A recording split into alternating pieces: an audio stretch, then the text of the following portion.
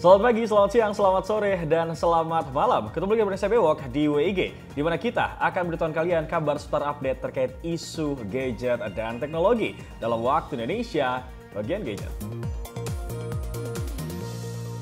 Berita pertama datang dari Samsung yang bersiap meluncurkan HP kelas menengah terbarunya mereka, yaitu Galaxy A Series di Indonesia.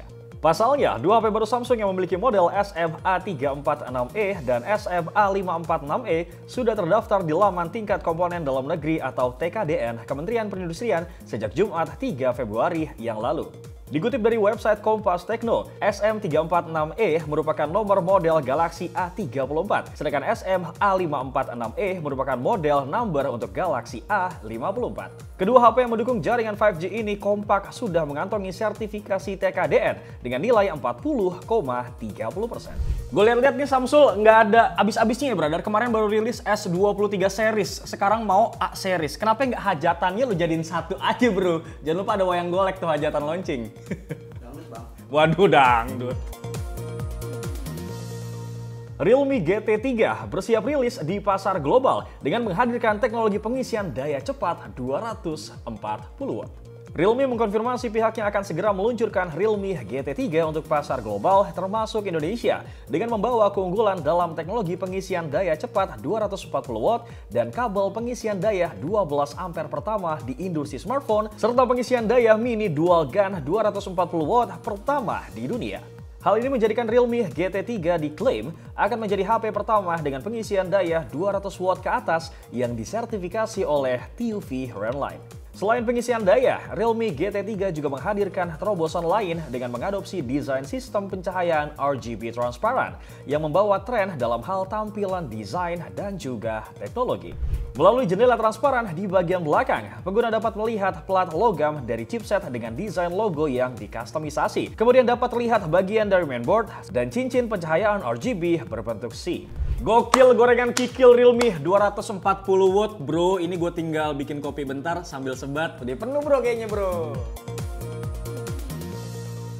Masih dari Realme, yang mana untuk Realme GT Neo 5 akhirnya resmi rilis pada hari Kamis 9 Februari 2023. Realme GT Neo 5 hadir dengan dua varian pengisian daya cepat yaitu 240 Watt dan 150 Watt dengan kapasitas baterai yang sedikit lebih besar. Realme GT Neo 5 240 Watt hadir dengan kapasitas baterai 4600 mAh dan adaptor 10 volt 12 ampere. Sedangkan Realme GT Neo 5 150 Watt hadir dengan kapasitas baterai 5000 mAh dan adaptor 20 volt 8 ampere. Realme mengklaim varian 240 Watt dapat mengisi baterai sebesar 20% dalam waktu 80 detik, 50% dalam waktu 4 menit, dan 100% dalam waktu kurang dari 10 menit. Selain itu perbedaan lainnya adalah Realme GT Neo 5 240 Watt menggunakan chipset Snapdragon 8 Plus Gen 1, didukung RAM sebesar 16 GB dan penyimpanan 256 GB dan juga 1 TB.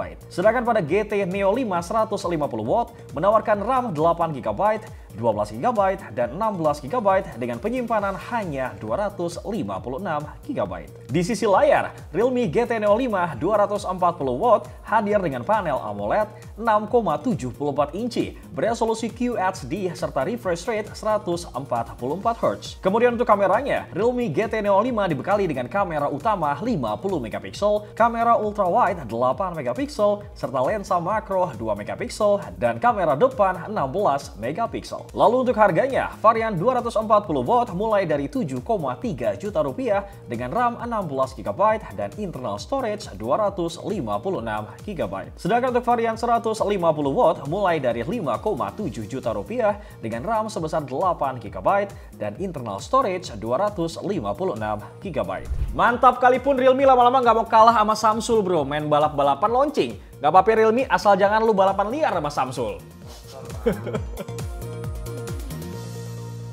Oppo dikabarkan telah bersiap untuk meluncurkan produk terbarunya mereka di Indonesia. Satu HP misterius Oppo dengan model Oppo CPH2437 yang baru saja mendapatkan sertifikasi TKDN dari Kementerian Perindustrian pada hari Selasa 7 Februari 2023 kemarin. Berdasarkan penelusuran di internet, model tersebut mengarah ke HP lipat terbaru Oppo, yaitu Oppo Find M2 Flip.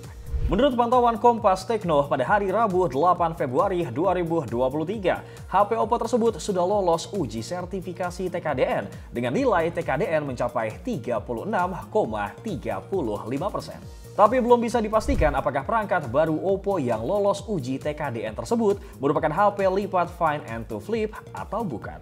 Emang gue lihat lagi musim handphone pat-pat gue lipat nih brother. Gue berdoa semoga handphone-handphone lokal kayak Advan, Everchoss bisa bikin handphone lipat kayak amin. Sebelum kita masuk ke kabar terupdate terakhir, alangkah baiknya buat kalian yang tertinggal kabar update dari minggu-minggu yang lalu, kalian bisa masuk ke channel YouTube Pricebook dan juga playlist Waktu Indonesia bagian gadget. Mengikuti jejak Samsung, Oppo, dan juga Realme, ternyata Vivo telah bersiap untuk meluncurkan dua produk terbarunya mereka di Indonesia.